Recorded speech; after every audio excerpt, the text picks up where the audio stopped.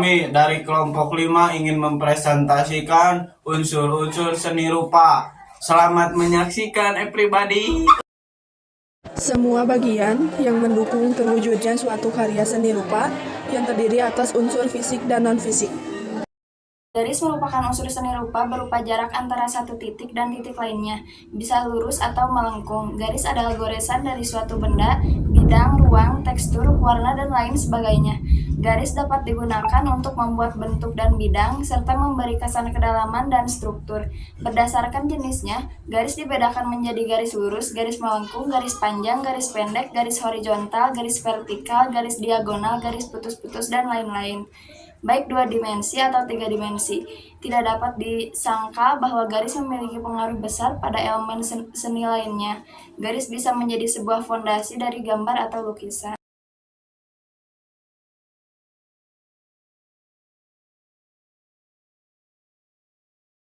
Unsur seni rupa yang tak kalah penting dari garis adalah titik. Titik pada dasarnya adalah awal dari suatu dalam ketiadaan. Titik memaksa pikiran untuk memikirkan posisinya dan memberikan sesuatu untuk dibangun di atas imajinasinya dan ruang. Elemen titik biasanya digunakan pada bagian-bagian terkecil dalam suatu karya seni rupa. Tentu lukisan yang menggunakan kombinasi berbagai variasi, ukuran, dan warna. Titik dikenal dengan sebutan Pointillisme.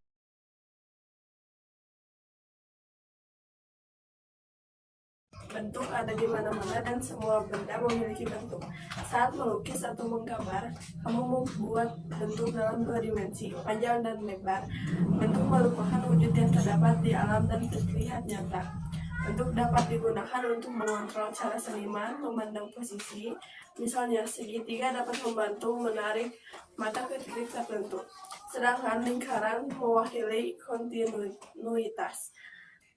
Untuk geometris seperti lingkaran dan kotak bersifat matematis dan tepat.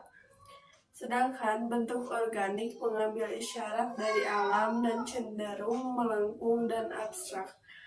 Batasan suatu bentuk ditentukan oleh unsur seni rupa lain seperti garis, nilai, warna, dan tekstur.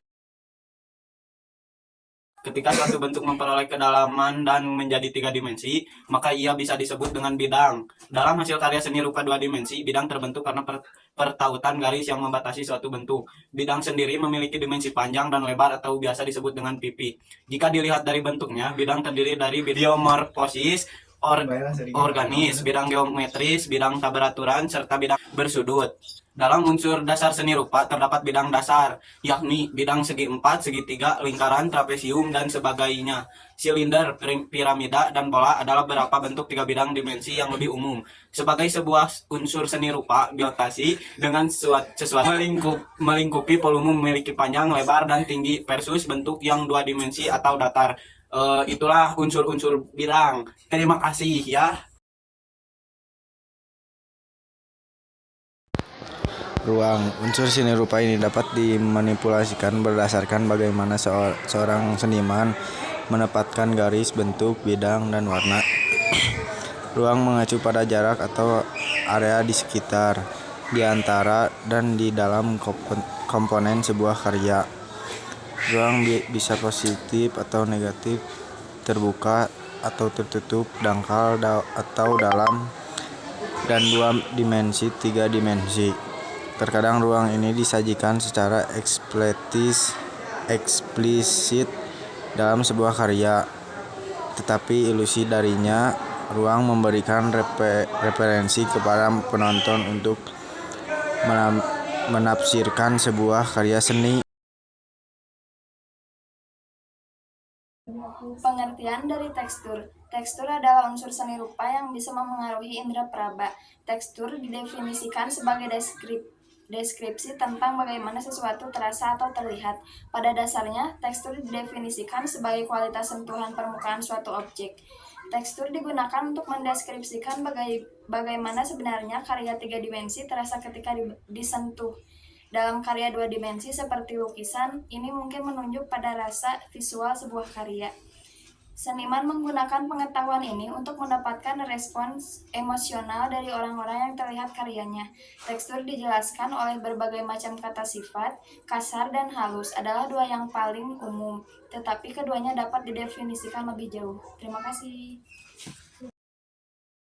Dan teman-teman, ini ada pengertian dari warna. Warna adalah unsur seni rupa yang dihasilkan ketika cahaya yang mengenai suatu objek dipantulkan kembali ke mata. Warna dikelompokkan menjadi warna primer, warna sekunder, warna tersier, analogus, dan komplementer.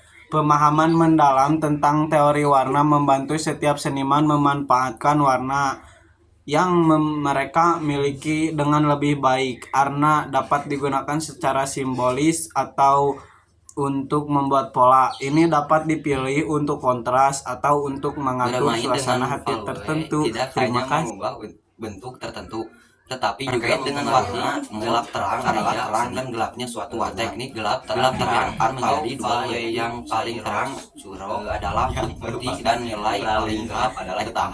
Dengan perbedaan di antara keduanya ditetapkan sebagai yakin bayangan tanpa peralihan bertahap atau gradasi.